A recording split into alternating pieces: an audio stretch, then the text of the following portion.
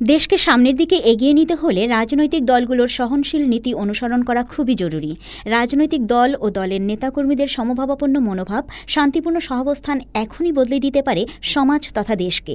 এরই লক্ষ্যে রাজশাহী ও রংপুর বিভাগে অনুষ্ঠিত হচ্ছে শান্তিপূর্ণ রাজনৈতিক সহাবস্থান সৃষ্টিতে রাজনৈতিক নেতৃবৃন্দের দক্ষতা উন্নয়ন বিষয়ক প্রশিক্ষণ কর্মশালা। USAID ও IRI এর সহায়তায় কার্যক্রম বাস্তবায়ন করছে রূপান্তর।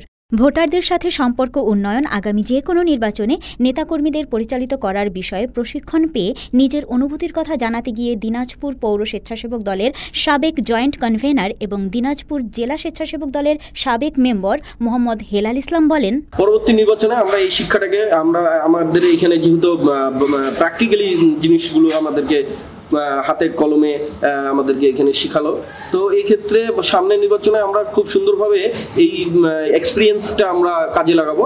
এখান থেকে যে আমরা শিখেছি যে একটা ভোটারকে কিভাবে কনভিন্স করতে হয়, তাকে কিভাবে মোটিভেট করে তাকে তার প্রার্থীকে সম্বন্ধে আর কি প্রেজেন্টেশন করতে হবে, এই বিষয়গুলো আসলে এখান থেকে আমরা শিখলাম।